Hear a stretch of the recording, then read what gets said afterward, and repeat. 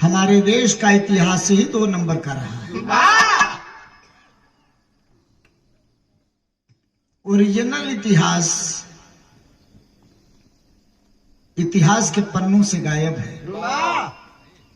मुंडे मुंडे मतिर भिन्ना, जिसने जहां से जो कुछ पाया उसको लिख दिया। हमारा समाज अशिक्षित था। इक्का दुक्का अगर कोई पढ़ा लिखा व्यक्ति था तो उसे भी मनुवादी विचारधारा वालों ने अपनी ओर आकर्षित किया। आज भी देखने को मिलता है, बुरा मत मानिएगा। हम दूसरे की शिकायत करते हैं, दूसरे की ओर अंगुली उठा करके इंगित करते हैं, तो हमारी 4 उंगलियां हमें इंगित करती हैं। हमारी कमी का फायदा उठाते हैं वो लोग।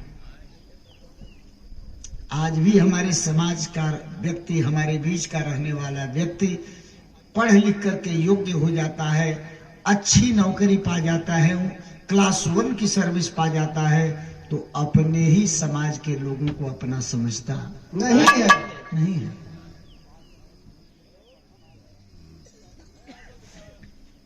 आवाज यहां तक ना आई बाबूजी, तो कहेंगे क्या? सब कुछ मैं बता दिया। कहीं कहीं प्रमाण यह भी मिलता है कि तुलसीदास थाईलैंड का राजा था, रामकेश। और रामकेश की कहानी को उठा करके तुलसीदास ने लिख दिया रामचरितमानस। हालांकि हम लोग विचार नहीं करते हैं, मंथन नहीं करते हैं, चिंतन मनन नहीं करते हैं। यही हमारी कमी है। तुलसीदास ने कभी ये नहीं कहा है कि रामचरितमानस सबके लिए लिख रहा हूं। नहीं, उन्होंने स्पष्ट कर दिया है, स्वांतः सुखाय, अपने सुख के लिए उन्होंने लिखा। लेकिन हम हैं कि मान लेते हैं कि सबके लिए। यही नहीं, जिस समय केवट पार उतारने की बात आती है, राम पार जाना चाहते हैं, नदी पार करना चाहते हैं नैया से, केवट कहता है कि पात भरी सहरी सकल सुत बारे बारे, केवट क जाति कुछ कछु वेद ना पढ़ई हूं। और आखिरी लाइन में तुलसीदास जी ने स्पष्ट कर दिया है कि तुलसी के राम ईस राम रे सुसाच कहे। तुलसी के राम, उन्होंने ये नहीं कहा कि आप सबका राम। हम खुद ही पागल हैं। तुलसी के राम ईश रावरे सुसाची कहे, बिना पग धोए नाथ नाव ना चढ़ई। तुलसीदास ने स्पष्ट कर दिया है कि हम अपने राम की बात करते हैं, लेकिन कथा है थाईलैंड की, इतिहास बन गया भारत का, तो 2 नंबर का इतिहास तो होगा ही। लड़ाई में, देश की आजादी की लड़ाई में वास्तविक रूप से जिन लोगों ने कुर्बानियां देने का काम किया, उन कुर्बानी देने वालों को इतिहास के पन्नों से गायब कर दिया गया और 2 नंबर के नाम जुट गए। देश आजाद हुआ तब भी उसका लाभ वही ले रहे हैं 2 नंबर वाले। अब आप कहेंगे कैसे? आरएसएस, राष्ट्रीय स्वयं सेवक संघ, ये कभी भी देश की आजादी की लड़ाई नहीं लड़ा, अंग्रेजों की दलाली करने का काम किया था। सिंधिया परिवार ग्वालियर का सिंधिया परिवार 1857 की लड़ाई में खुल करके अंग्रेजों की दलाली किया, तरफदारी किया सत्ता पाने के लिए। देश आजाद हुआ और उसी सिंधिया के वंशजों ने आजादी का मजा लेना शुरू कर दिया, कांग्रेस में शामिल होकर। आज भी वर्तमान सरकार में शामिल होकर के वही परिवार मजा ले रहा है। तो ऐसा हमारा देश है। देश को गुलाम बनाने का श्रेय किसको जाता है? बहुत कुछ बातें हैं, अध्ययन करेंगे, चिंतन करेंगे, मंथन करेंगे तो निष्कर्ष अपने आप सामने आ जाएगा।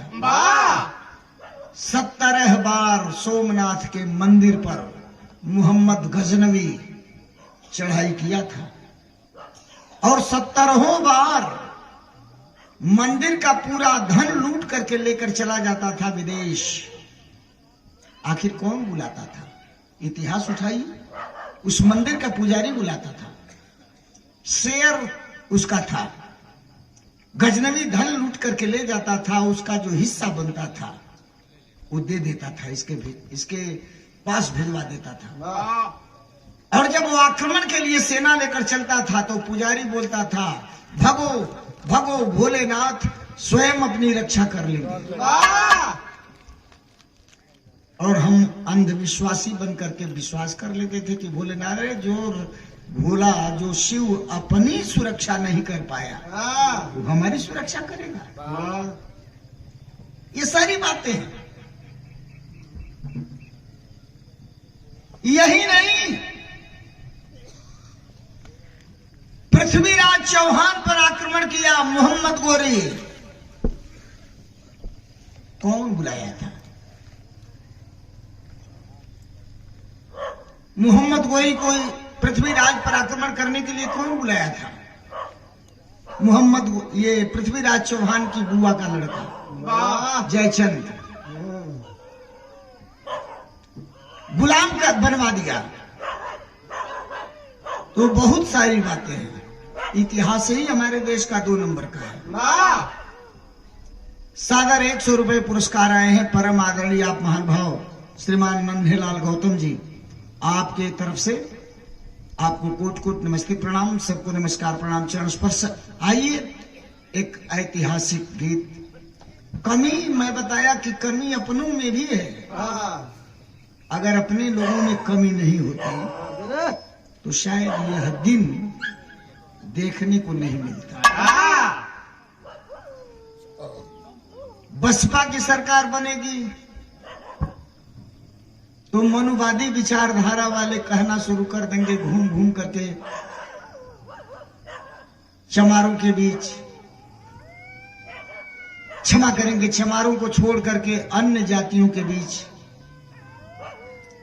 देख रहे हो ना भैया, सरकार बसपा की है और आपका सारा हिस्सा चमार खा रहा है। चमार से भड़क गए अहिर, चमार से भड़क गए भर, चमार से भड़क गए पासी, कोल कलवार, सारे लोग भड़क गए। और जब सपा की सरकार आती है तो यही घूम करके मनुवादी कहने लगते हैं अन्य जाति वालों से, चमारों से कहेंगे, राजभरों से कहेंगे, गडेरियों से कहेंगे, कुर्मियों से कहेंगे, कोयरियों से कहेंगे, तमाम पिछड़ी जाति और दलित जातियों से कहेंगे कि अहिरन का सरकार बन गई। मैं अहिर तो उनका हिस्सा खाता हूं। अब और जने अहिरन से भड़क लो गए। गैल सरकार बसपो का, गैल सरकार सप्पू का।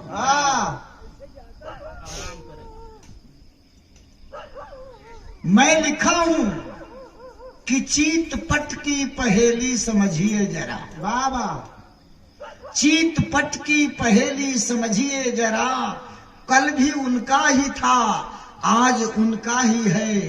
राजशाही में भी, बादशाही में भी और आज लोकशाही में भी राज उनका ही है। जो अहिंदू थे, जो अहिंदू थे पहले, वो हिंदू बने, शूद्र से हमको हिंदू बताने लगे। है परशुराम लिखा जो भी यार ने, उस व्यवस्था को कातिल मिटाने लगे।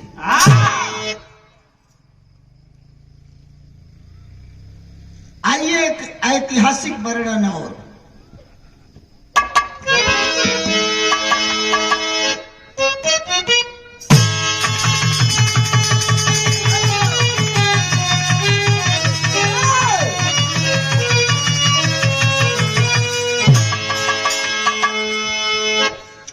दर नर नारी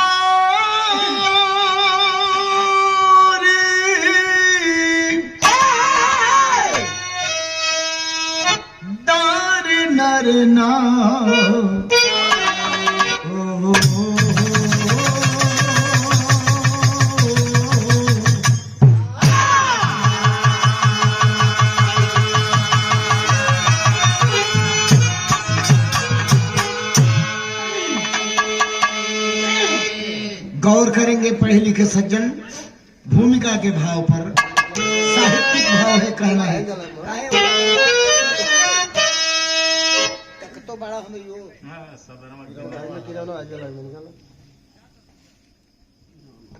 अभी हमारा शब्द पूरा ना भाई। तब शुरू हो गए। अरे कई दिन का घर छोड़ चला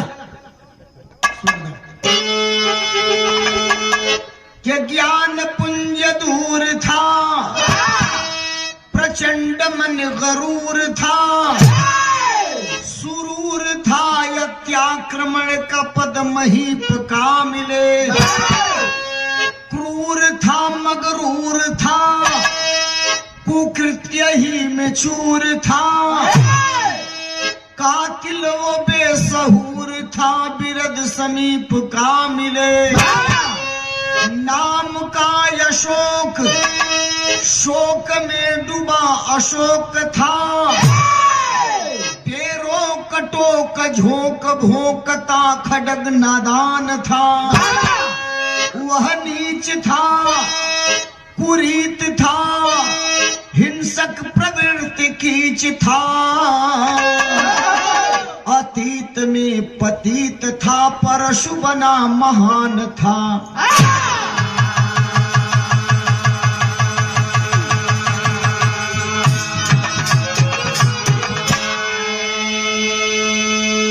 एक लाइन तर्ज लगत बा, वह तर्ज बा,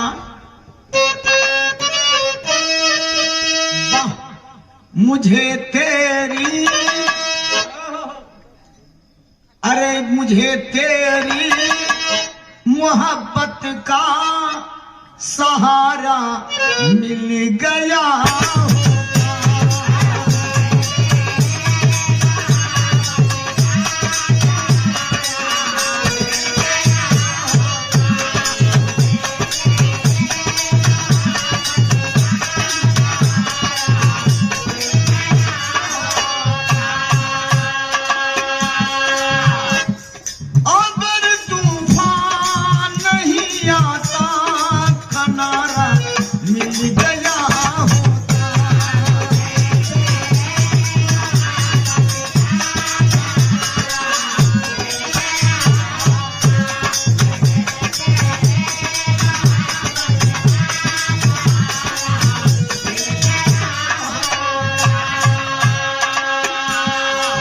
आदरणीय आप महान भाव श्री श्यामवल्ली जी,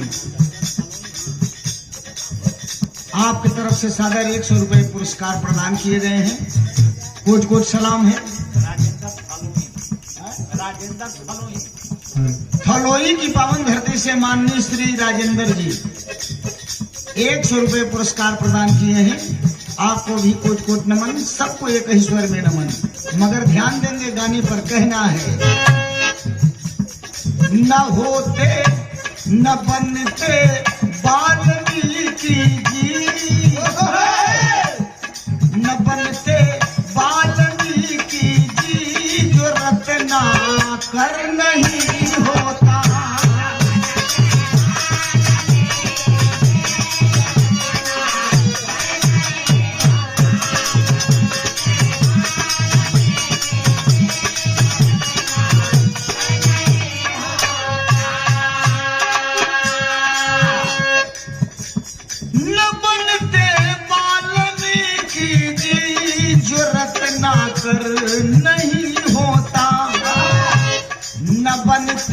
दास तुलसी जो न बनते दास तुलसी जो ससुर का घर नहीं होता।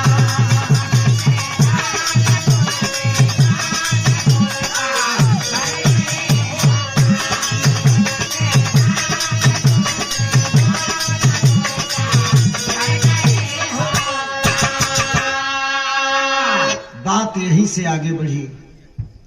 लर लार लर लार लार लार लार लार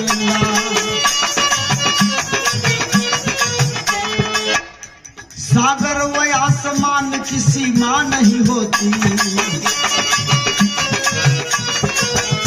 रफ्तार वक्त की कभी धीमा नहीं होती। निष्ठुर निर्दयी काला चंडा अशोक था। छलकारी था, व्यभिचारी था, हवसी चबोक था।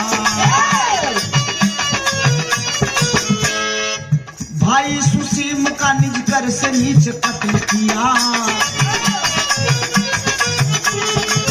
बना शासक स्वयं शासन की बात कर लिया।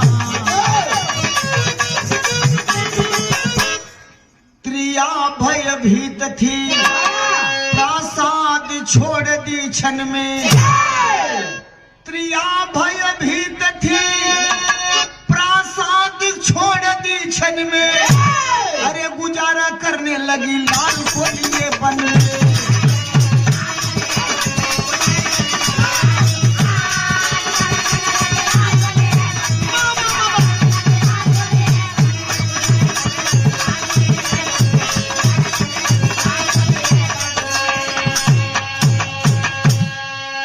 बहुत कम लोगों को जानकारी होगी, सम्राट अशोक का पहला नाम क्या था? काला चंडा नाम था। अशोक का पहले का नाम काला चंडा था। अशोक 100 भाई था, 100 भाई कौरवों की तरह। बड़ा भाई सुसीम जो राजगद्दी पर बैठा था, अशोक के ज़हन में जी में लोभ आया, राज सत्ता की लिप्सा आई और धोखे से अपने बड़े भाई सुसीम की हत्या कर दिया। काला चंडा गद्दी पर बैठ गया। बड़े भाई की पत्नी यानी सुसीम की पत्नी यानी काला चंडा की भाभी अति सुंदरी, बहुत सुंदर। अपनी भाभी के रूप पर वह फिदा हो गया था। उसकी नीयत गंदी हो गई थी। एक छोटा सा बच्चा गोद में। भाभी समझ गई कि ये मेरा देवर मेरे पति का कातिल, मेरी इज्जत भी नहीं छोड़ेगा। एक दिन रात को काला चंडा की भाभी छोटे से बच्चे को लेकर के, प्रासाद माने होता है राजमहल, त्रिया भयभीत थी, प्रासाद छोड़ दी क्षण में, राजमहल छोड़ करके भग गई। रातों रात एकांत जंगल में पहुंची। भागती जा रही है, भागती जा रही है। और जंगल में जब जाती है तो एक बौद्ध विहार दिखाई पड़ा, बौद्ध मठ दिखाई पड़ा। उसी मठ में जाकर के जो है पनाह लेती है, शरण लेती है। छोटा सा बच्चा, नाम था नगरोध। भैया आवाज ना आए। छोटा सा बच्चा जिसका नाम था नगरोध, वही बौद्ध मठ में रह करके, सन्यासियों के बीच रह करके सन्यासिनी जैसा अपना जीवन बिताने लगी। बच्चे का लालन पालन करने लगी और सन्यासियों के बीच रह करके वह बच्चा भी बौद्ध भिक्षु बना। बोलो ठीक ठीक ठीक ठीक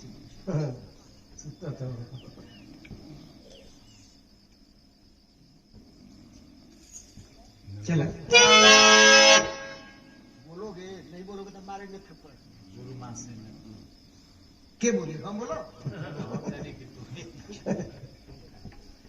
तू लोगन खाली बस सतुओं का महंगा बड़ा लोग। हाँ बस जितना बढ़िया तू लोग बड़ा हाँ बेकाम कर। अब आलू भुजे लायक हो गए नहीं यार। अते आलू भूजल है बड़ा लोग।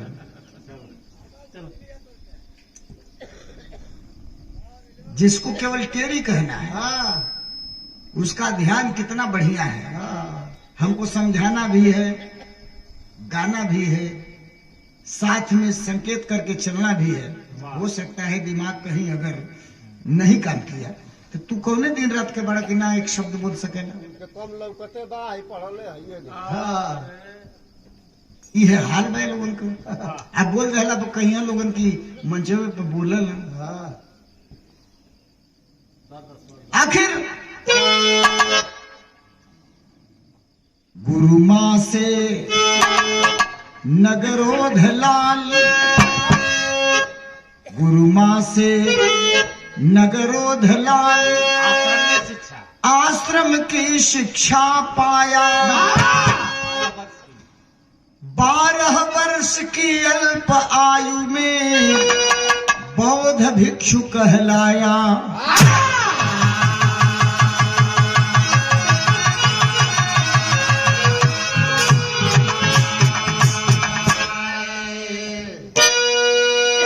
धीरे धीरे धीरे धीरे वो लड़का नगरोध 12 वर्ष का हो गई। बौद्ध भिक्षु बन गया है। सन्यासी भी जो बौद्ध विहार वाले हैं, बौद्ध मठ वाले हैं, बौद्धिस्ट सन्यासी लोग बच्चे के आचरण से, बच्चे की माँ के आचरण से बहुत ही खुश हैं। 12 साल की अवस्था में उसे नाम दान दिया गया। नामदान जिसे दूसरे शब्दों में गुरु मंत्र कहा जाता है। दीक्षा मंत्र दी गई, दीक्षित किया गया। उस दिन जंगल के उस एकांत स्थल पर स्थापित आश्रम में खुशी का आलम था। एक लाइन यहाँ गीत लगत बा कि ननद तोरी नगरी में, अरे ननद तोरी नगरी में चुनरी बिकाले। ननद तोरी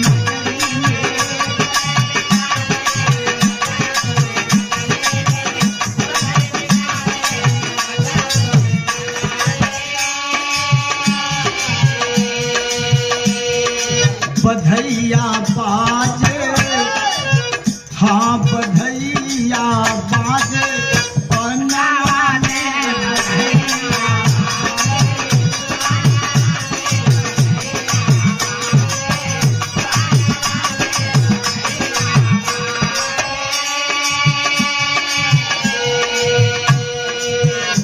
आशीर्वचन सुना रहा है संत समाज। क्या कह रहा है? स्वामी सुवन पर दया दर्शावे,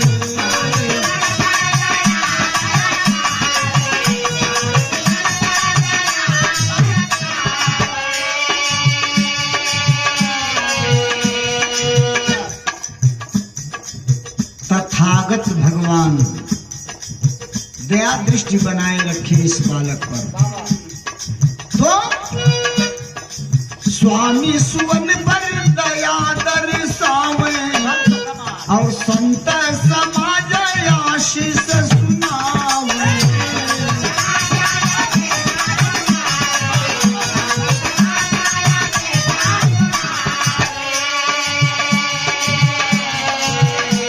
अरे जुग जुग जिएला,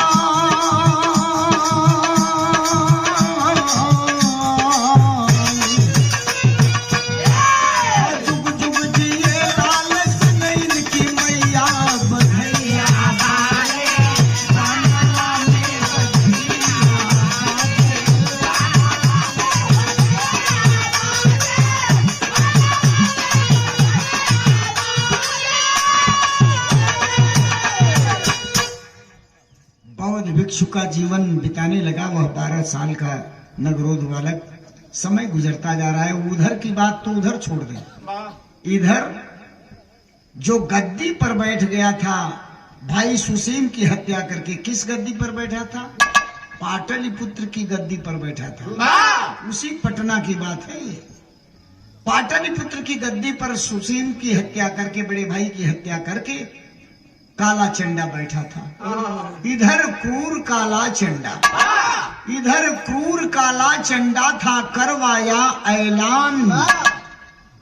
दिखे नहीं, दिखे नहीं कहीं, दिखे कहीं ना नृत्य, नगर में गुजे नहीं मधुगान। गद्दी पर बैठल तो ऐलान करा दे काला चंडा कि पाटलिपुत्र के अंदर कोई नाचते हुए नहीं दिखाई देना चाहिए, किसी को गाते हुए नहीं मिलना चाहिए। जो नाचते हुए पकड़ा जाएगा, गाते हुए पकड़ा जाएगा, उसे खौलते हुए तेल के कड़ाहे में डलवा दिया जाएगा। इतना क्रूर मिजाज वाला था काला चंडा। नतीजा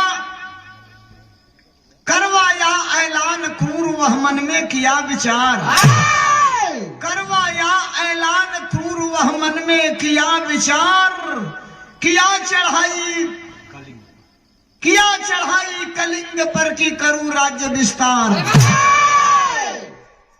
वह काला चंडा राजा तो बन ही गया, अपने राज्य का विस्तार करने की नीयत से पड़ोसी देश कलिंग पर चढ़ाई कर दिया।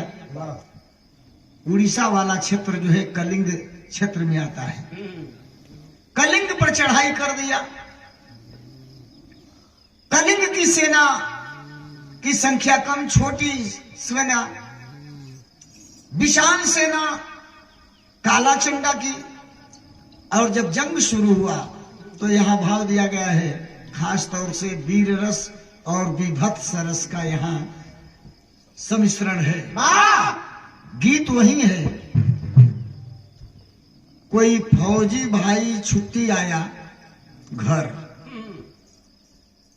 उसकी बहन की शादी थी, उस समय उसे छुट्टी नहीं मिल पाई। बहन की शादी हो गई, ससुराल चली गई, ससुराल से लौटकर फिर मायके में आ चुकी थी। भाई को छुट्टी मिली, फौजी जवान घर आया, बहन से क्षमा मांगा, बहन क्या करूं, छुट्टी नहीं मिली, तुम्हारी शादी में नहीं आ पाया। आया तो सोच रहा था कि तुम्हारी ससुराल में जाऊंगा, तुमसे मिलूंगा, लेकिन तुम आ गई हो फिर यहाँ।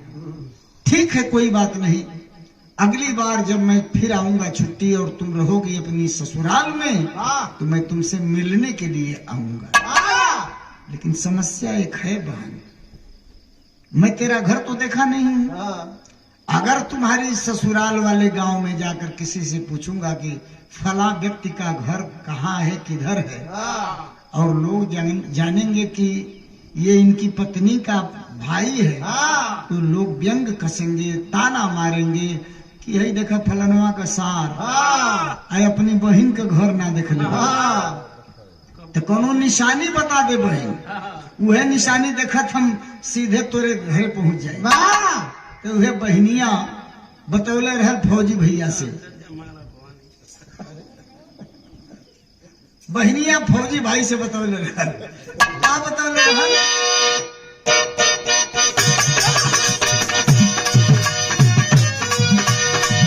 अरे नदिया के तीर में पलानी मोरे भैया,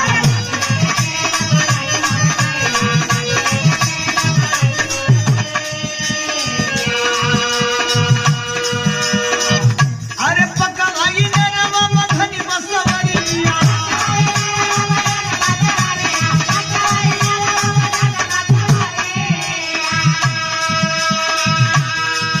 अब पकड़ाई ने रवा मधनी बसवरिया, पिपरा का पेड़ बा निशानी मोरे भैया।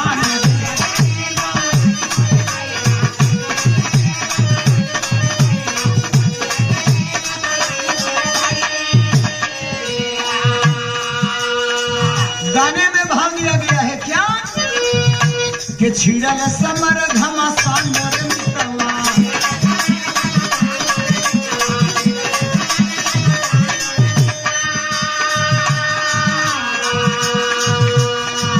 अब खट खट देगा छप छप तलवरिया,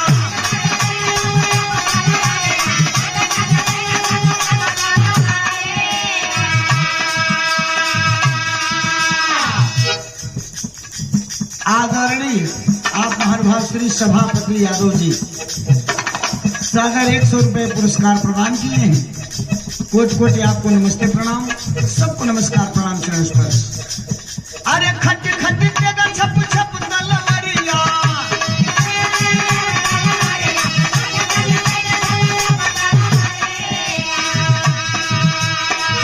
अरे सनन सनन चले पान मोरे बिटवा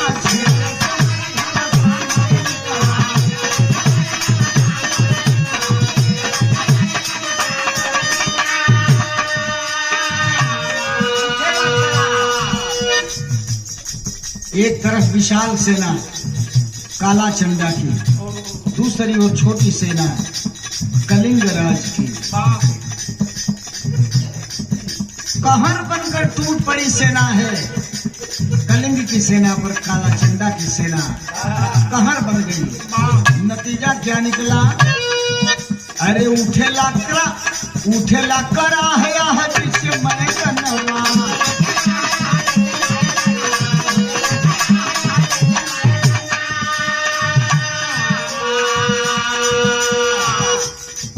किसी के धड़े और सर दोनों अलग हो रहे हैं। कलिंग की सेना का किसी जवान उसकी बांह कट गई है, घायल करा रहा है। किसी का पैर कटा है, अंग भंग हुआ है। मरने वाले तो लाश के रूप में लड़ाई के मैदान में पड़े ही थे, लेकिन जो घायल थे, जो हताहत थे, उनकी चित्कार से, उनके दर्द से, उनके कराह से मन विदीर्ण हो जाता था। अरे उठेला कराह आह पीछे मैदानवा, और देखला पे लागे जैसे, अरे देखला पे लागे लसियन का खरी है।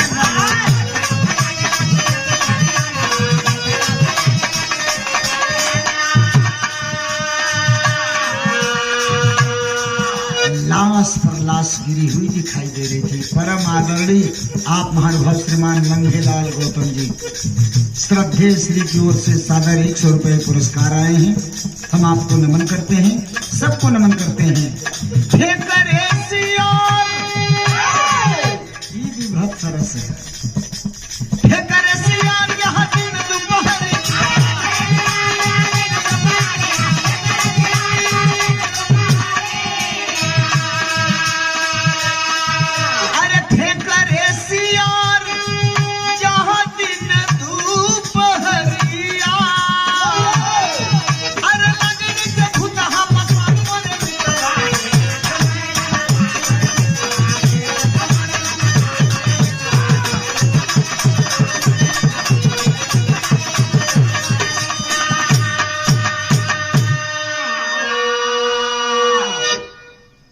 एकदम विजय श्री की ओर कदम बढ़ाती चली जा रही थी काला चंडा की फौज।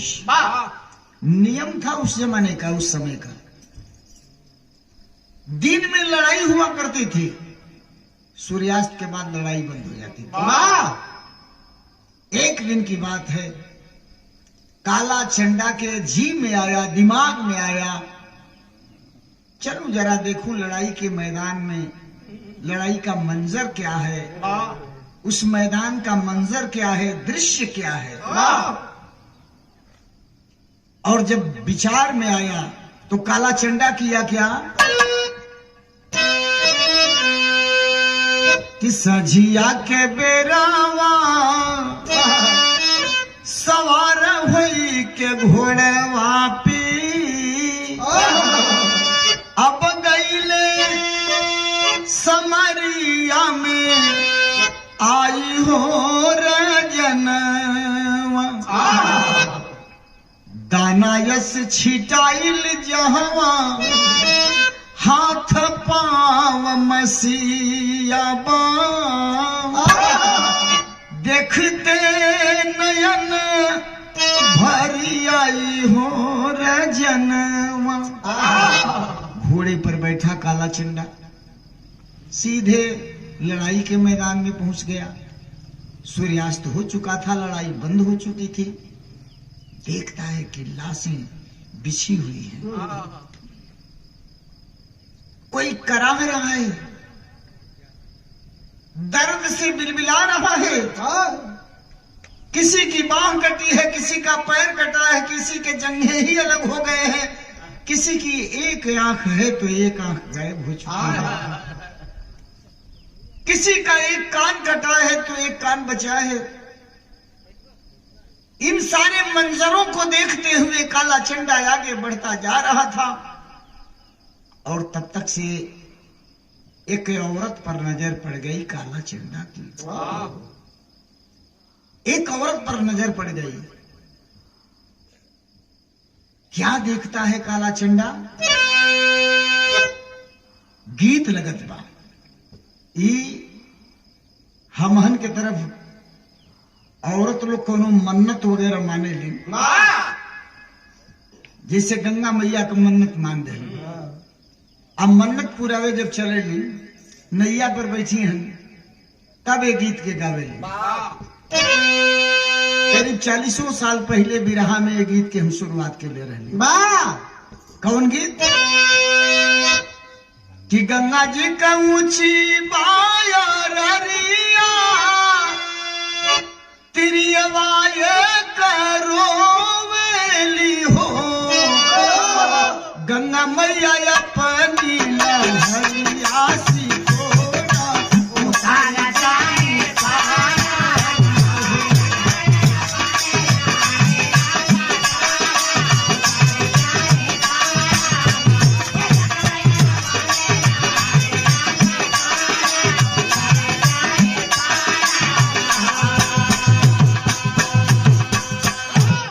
चंडा लड़ाई के मैदान में देखा एक औरत को। उस औरत पर नजर उसकी पड़ गई। क्या देखता है कि वो हीरे बिचवा समरिया, वो हीरे बिचवा समरिया गुजरिया ये करोवेली हो, ये विधना कवना, ये विधना कवना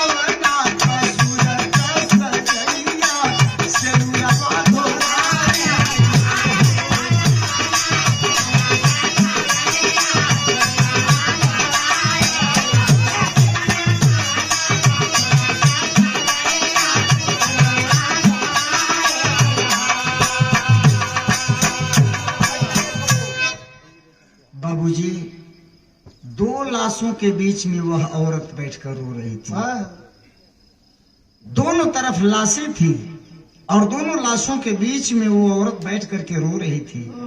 काला चंडा पहुंचा है उस औरत के पास, सुनता है। रो रही थी, विधना कोना कसूर का सजैया सिनुरवा धुआइल हो। फिर आगे रोकर कहती है कि ये कवरी ललनवा मरइले, एक और ललनवा मरइले आचल सुखी गइले,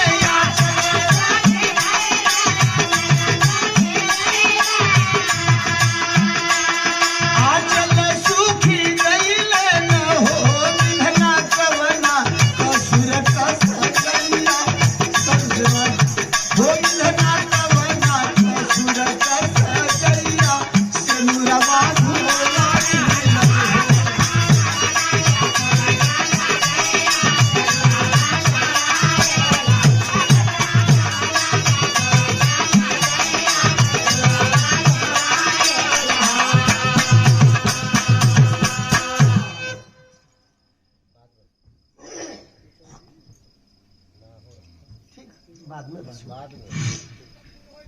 उसका पति भी मारा गया था उस लड़ाई में, उसका पुत्र भी मारा गया था। एक ही बेटा था, बेटा भी लड़ाई के मैदान में मार दिया गया, उसका पति भी मार दिया गया।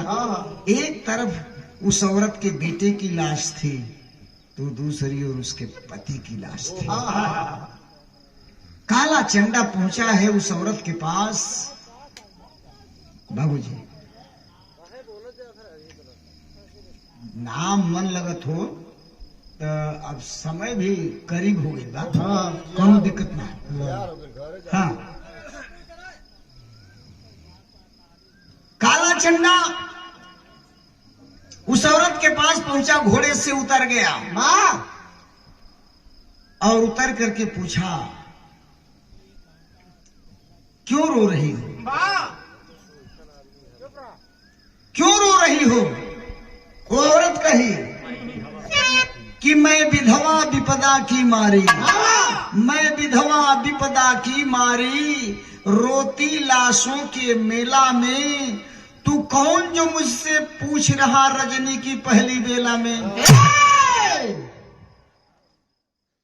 क्यों रो रही हो? औरत कही कि एक लाश मेरे बेटे की है, एक लाश मेरे पति की है।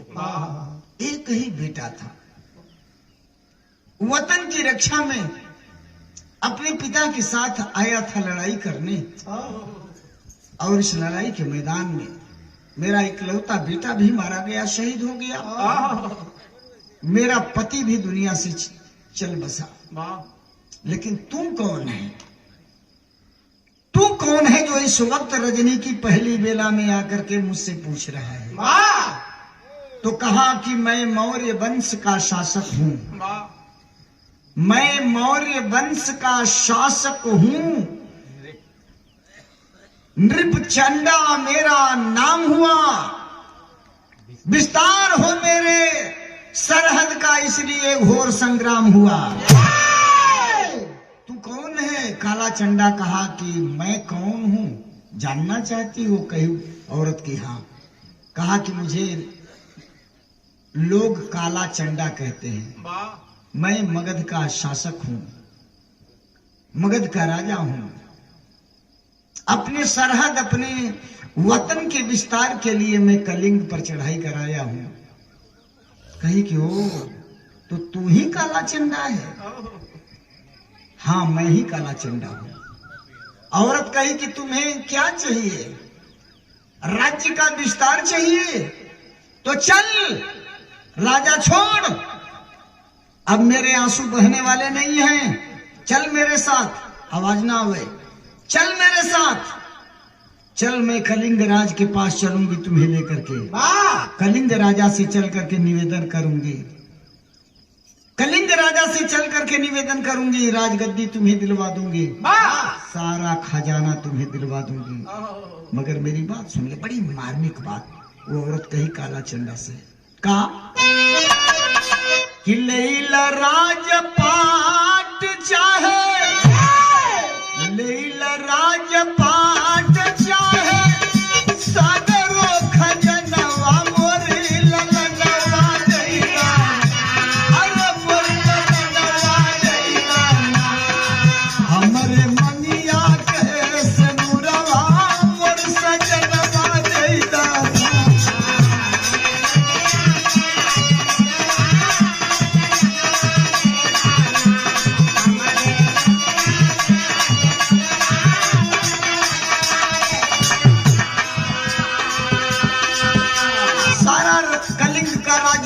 दिलवा दूंगी, सारी दौलत तुम्हें दिलवा दूंगी, खजाना तुम्हें दिलवा दूंगी, मगर ये मेरे बेटे की लाश है, मेरा बेटा मुझे वापस तो कर दे। ये मेरे पति की लाश है, मेरे पति को तू वापस कर दे, मेरा बेटा मुझे मिल जाए, मेरा पति मुझे मिल जाए, मैं दौलत, धन दौलत, खजाना, राजगद्दी सब कुछ तुम्हें दिलवा। इतना जबरदस्त चोट लगा काला चंडा के दिल पर। पहुआ पकड़ के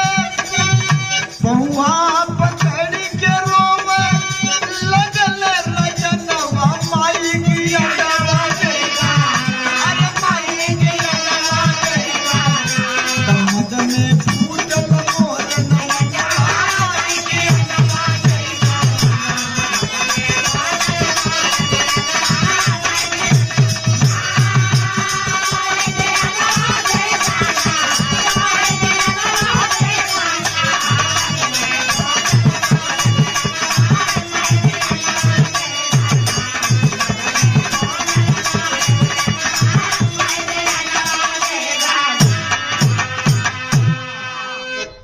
मुझे क्षमा कर दे मां, क्षमा कर दे। मैं मदांध हो गया था, सत्ता के नशा में चूर हो गया था, विवेक खो दिया था, जैसा कि आज हो रहा है। सत्ता वाले इतने मगरूर हैं, नशा में इतना चूर है, इतने घमंडी बन चुके हैं, आवाज ना आए, काम किसके साथ कैसा सुलूक कर देंगे नहीं कहा जा सकता। काला चंडा पैर पकड़ करके रोया, मां मुझे क्षमा कर दे, मैं सत्ता के मद में चूर हो गया था, क्षमा कर दे।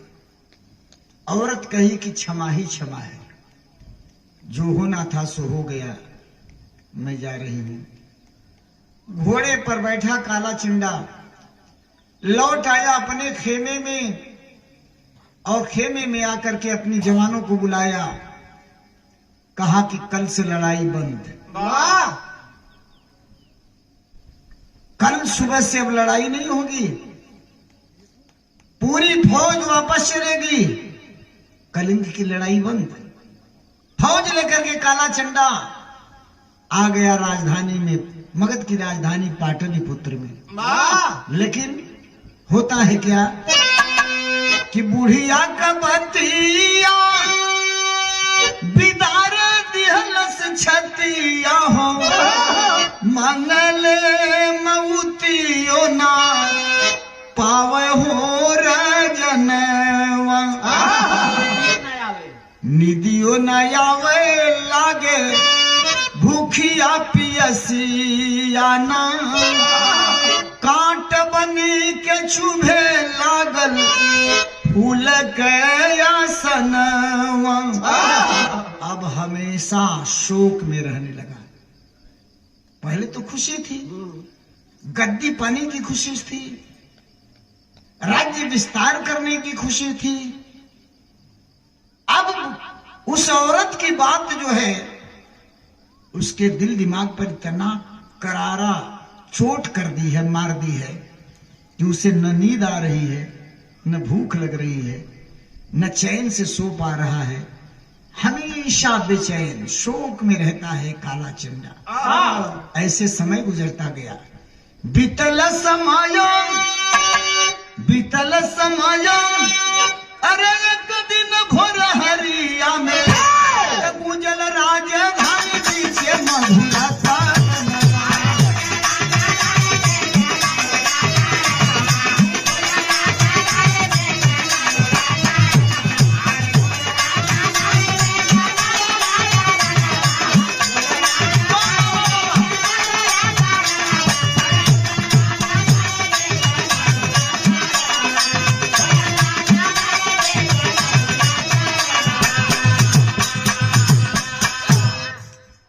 काला चंडा का दिन तो शोक में बीतत बा, बेचैनी में बीतत बा। उहर के बात तोहर छोड़ दिहल जाए। वो ऐलान होकर बटले बा कि पाटलिपुत्र में न कोई नाचते हुए दिखाई देना चाहिए, न किसी को गाते हुए मिलना चाहिए। जो नाचते गाते हुए पकड़ा जाएगा उसे खौलते हुए तेल के कड़ाही में डाल दिया जाएगा। परम आदरणीय आप महानुभाव श्रीमान नन्हेलाल गौतम जी, आपकी ओर से सादर 100 रुपए पुरस्कार आए हैं। कोट कोट प्रणाम है सबको, नमस्कार प्रणाम चरण स्पर्श है। सुबह का वक्त था, बिल्कुल भोरहरी की बेला थी, और एक नौजवान बौद्ध भिक्षु बलकल वस्त्रधारी पाटलिपुत्र में प्रवेश कर जाता है। कुछ लोग सुतल रहला, कुछ लोग जागल रहला। उहे बेला रहल भोरहरी का। और पटना का गली में घूम के, पाटलिपुत्र का गलियन में घूम के बौद्ध भिक्षु भजन गावे लगलन। उनके भजन का भाव का रहल, भाव जो बा यहाँ गीत में दिहल दे गिला बढ़ा है गीत बा का होई पूरी मिठाई हमसे तू आई मंगाईदा। लेकिन वो नौजवान बौद्ध भिक्षु का गाँव है कि दुनिया चला चल के मेला, अरे दुनिया चला चल का मेला बेकार होई हम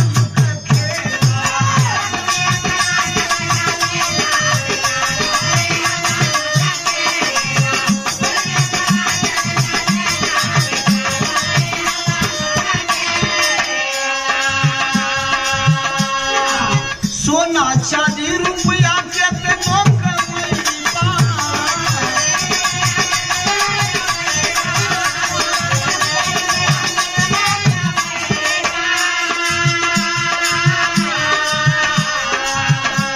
अरे केतनो तू महलया टारी बनवैबा।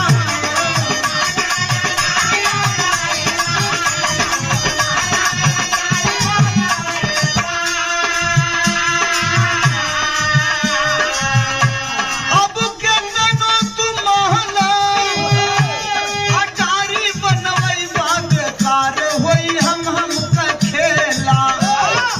संगवन जइहे अंधेला, अरे संगवन जइहे अंधेला बेकार होई हम का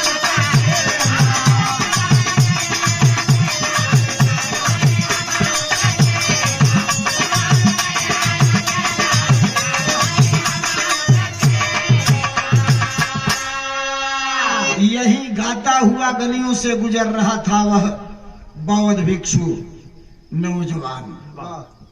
तेरी लगत बा कि अब तरसा क्यों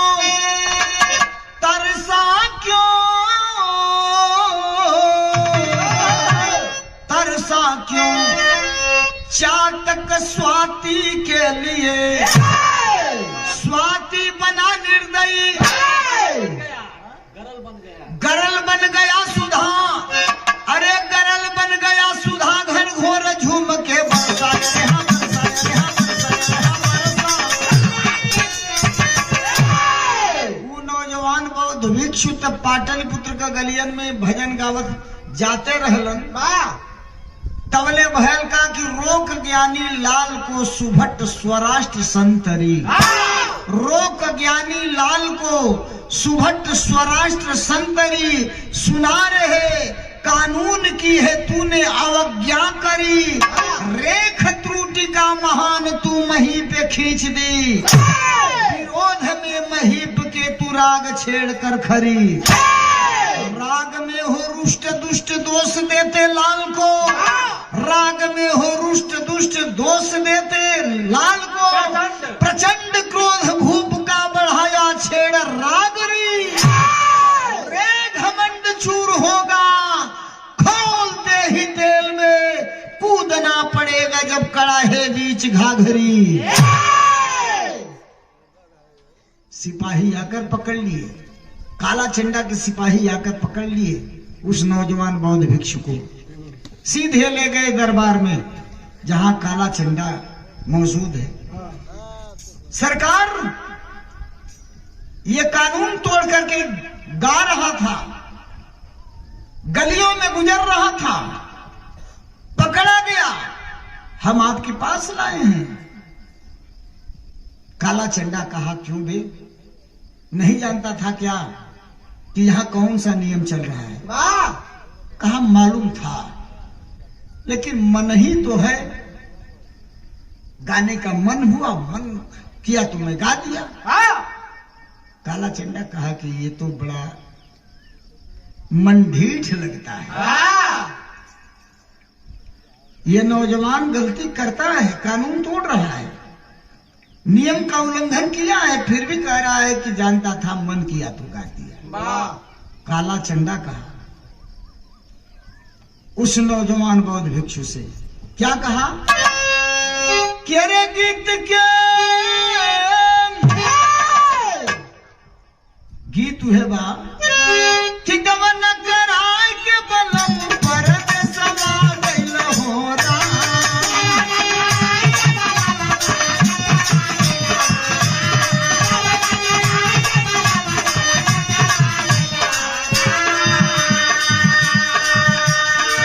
जमाना रहल गीत का जब बिरहा में शुरुआत के ले रही के गवन कराए के बलम पर समा गइल हो राम बजर करे जावा पिया के बजर करे जावा पिया के मिलन मोहिया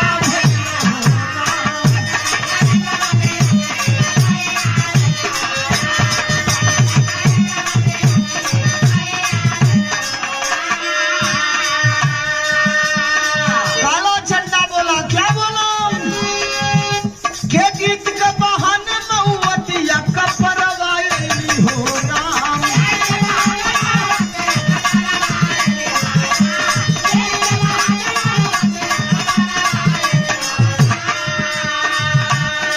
अरे गीत का बहाने मऊवतिया हाँ कपरवाई हो राम तुहरी जवनी आय बबुआ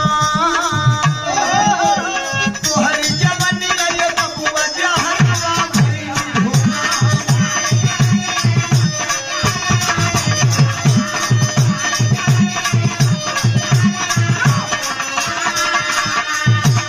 अब खौलत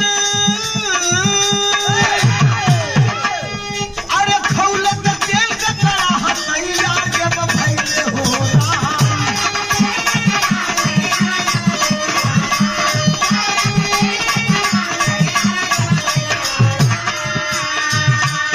तेरी मौत तुम्हें खींच कर लाई है पागल बनकर के इसीलिए गाया है तैयार हो जा मरने के लिए काला झंडा आदेश दिया शीघ्रातिशीघ्र चूल्हे पर तेल से भरा हुआ कड़ाहा रखा जाए नीचे आग जलाई जाए तेल को बिल्कुल गरम कर दिया जाए खल खल खल खल खल खल जब तेल खोलने लगेगा तब इसे पकड़ करके उस कड़ाही में डाला जाएगा अरे खौलत